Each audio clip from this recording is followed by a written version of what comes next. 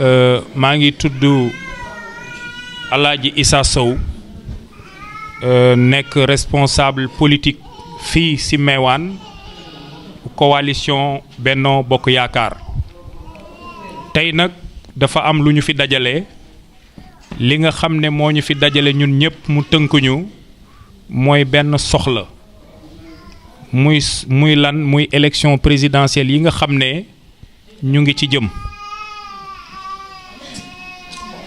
ñu ànd ko ak le président de la République son excellence Macky Sall ñëpp xam ñu ci li waral daje bi nag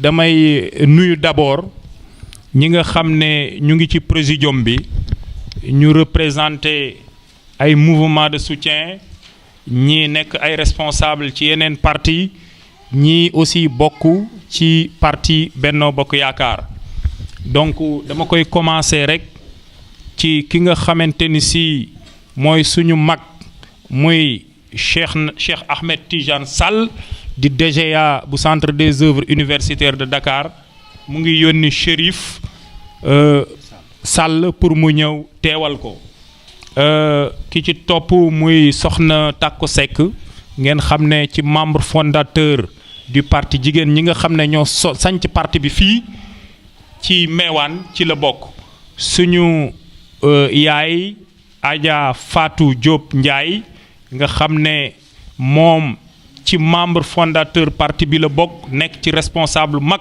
fii ci commune bi ki nga xam ne moo ma féete ndeyjoor muy sama seex suma rak di Chérif Mohamed Kunta nga xam ne ñun ñoo sanc parti bi yaakaar naa ne ñëpp xam nañ ko mais également ki nga xam ne kilifa gu mag la muy Cheikh Bounama Kunta jóge ndànk di ko sant vraiment ci teewaay bi di kontaan di nuyu aussi le mouvement Ablaye Ndour ki ko jiite mooy Mokhtar Ndiaye di suma mag mi ngi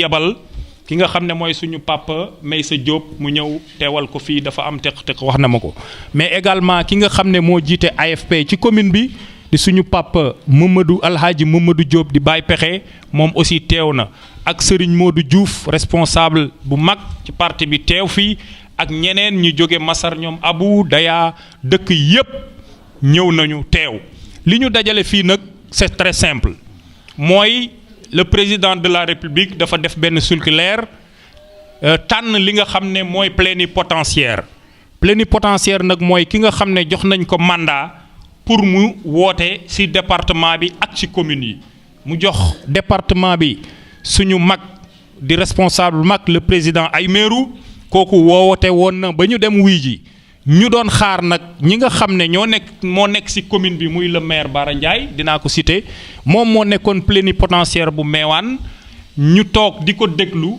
waaye yàlla def na woowuñu ci comité électoral bu mu woote def ko bi ñu yëgee loolu ñu ne léegi nag jóg jot na parce que bi ma contacté responsable yu bari gis naa ne woowu leen ci comité boobu kon li ma war mooy en tant que responsable ma jóg dox wax bi ma jógee làmb ñi ma war a làmb ñëpp waxtaan ak ñi ma war a waxtaanal ñëpp woowu leen ma ne nag dinaa woo ñëpp dajale ñëpp ndax ñun ñëpp président moo ñu ñor président la ñu bëgg parce que bëgguñu aussi toog woowuñu leen dajale wuñ leen bu boobaa mën na jur leneen fa tabaarakallaahu ñu ngi leen di sant ci loolu parce que ñëw ngeen nangul ngeen nu loolu ndax kenn ki ko jar mooy le président de la République moo lu tax mu ñu daje fii tey monter suñu comité électoral boo xam ne dañu doxal élection yi ca na nga xamante ni si moom la gën a rafete ci jàmm ci waxtaan ci ubbeeku loolu moo ñu fi dajale tey moo tax ñu ngi gërëm ñëpp di wax ne rek ñun musuñoo def lu mel nii ndax à chaque fois bu élection ñëwaan ki nga xam ne mooy le mandataire le plénipotentiaire heure bu ñu woowee dem nañu wuy ci heure bu ñu woowee élection législative yi passé le plénipotentiaire bi ma woowee dem naa wuy ji bokk naa ci comité bi dox naa ca la ma war a dox wax naa ca la ma war a wax ba yàlla def nu gagné kon suñu demee ba élection présidentielle nga xam ne lu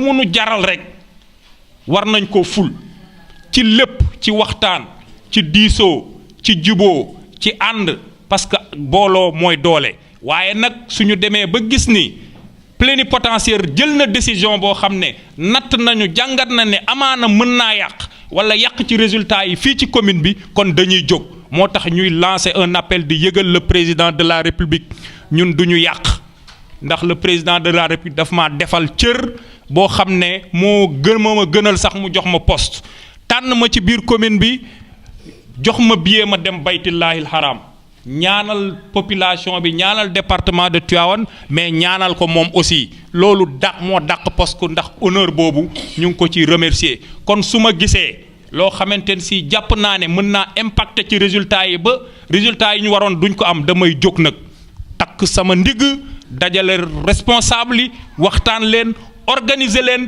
pour que vraiment suñu demee élection ñu xam ne dañuy gagner à plus de 70% au premier tour. donc vraiment loolu laa ne woon dinaa ko ci sànni. li nga xamante ni aussi bëgg nañ ko yóbbante le président de la république te digoon nañu ko ci 2017 bi, mais amaana yéeneem la waaye ba léegi loolu mi ngi ci xol bi, mooy tronçon bi nga xam ne mooy Pire Mewane Daya Ndiop, ak tronçon bi nga xam ne moo jóge Mexe jëm Mexe village, ak tronçon bi nga xam ne moom moo jóge Mexe jëm Ndànknaar. macha allah ñu ngi koy fàttali le président de la république, di ko wax ñu ngi koy xaar bu duggee axe Mewane bi, ñu ngi koy xaar, ñu ngi koy déglu à ce que mu prononcé yi, parce que tey bokk na ci li population yi gën a soxla, bokk na ci tey li nga xamante ni si am nañu yaakaar ci PSE bi ñu jëm, incha allah suñu ca eggee loolu yaakaar naa dina saafara. loolu lañ ne woon ñu ngi sant responsable yépp, di leen gërëm, di wax ne ñu ngi yóbbante aussi ci ki nga xamante ni si moom mooy président comité électoral bu département bi, parce que situation bi mu amee informé naa ko, wax naa ko, le plénipotentiaire woote na waaye woowuñu, parce que moom xam na ma, ndax ñun ak moom depuis 2012 ak léegi. yaakaar naa ne ñi ma war a informer muy kilifa yi ci département de Tivaouane informé ma ñëpp, jël naa samay responsabilité pour battre campagne ak suñu comité électoral pour yokk résultat yi. donc loolu laa ne woon dinaa ko wax, di ko wax nag na jël ay responsabilités am, parce que lu mel nii su amee moom moo jiite comité électoral bi, mu jóg ci, mu jël ci ay responsabilités am. waaye nag ñu ngi sant vraiment kilifa, am na ay kilifa yi ci département bi, du ma tudd sax, ñoo xam ne saa bu ma leen woowee ñu dalal suma xel ni ma lépp benn la, campagne leen, yéen a bokk ndey, yéen a bokk baay. kon ñu ngi woo ñëpp ci juboo, ñu ngi woo ñëpp ci diisoo, ñu ngi woo ñëpp ci jàmm, ñu campagne. président li mu def ci département Tivaouane jar na ko, li mu def ci Sénégal jar na ko, wax dëgg yàlla li mu ñu defal aussi jar na ko. vraiment ñu ngi remercier ñëpp. loolu laa ne woon dinaa ko ci sànni ay kàddu, di wax nag wolof dafa wax ne la mbëtt bëgg la bar bëgg, ndax mbëtt dafa bëgg a yéeg ci guy, bar aussi bëgg a yéeg ci guy, waaye yaakaar naa ni guy gi rëy na, maanaam jësig sax mën na cee yéeg, xaj na ci. asalaamaaleykum wa rahmatullah. C'est Chérif Mohamed Kounta, responsable APR à Mewane, conseil municipal. Nous sommes réunis ici aujourd'hui dans une seule cause, qui est la cause de réconcilier les populations de Mewane. Il s'est trouvé que le plénipotentiaire Aïmerou Nying a convoqué tout le département et a instruit à tous les plénipotentiaires du département de Tivaouane, de chaque commune, de convoquer tous les responsables et de constituer un comité électoral qui ne écartera personne. Toutes les responsables politiques qui sont dans la commune de Mewane doivent être impliqués dans le travail qui permettra à notre président Macky Sall d'accéder au premier tour aux élections du 24 février 2019. Ce qui se passe, c'est défavorable. Le maire Bara Ndiaye, qui a toujours tenté de séparer la population de Mewane. C'est son réel plaisir. Tout son travail, c'est de démolir des responsables qui ont longtemps œuvré pour le président de la République, Macky Sall. Aujourd'hui, je dirais que nous allons sortir de notre silence. Il est maintenant temps et que chacun sache que on ne laissera personne, je dis très bien personne, gaspiller le travail qui a été travaillé depuis 2009.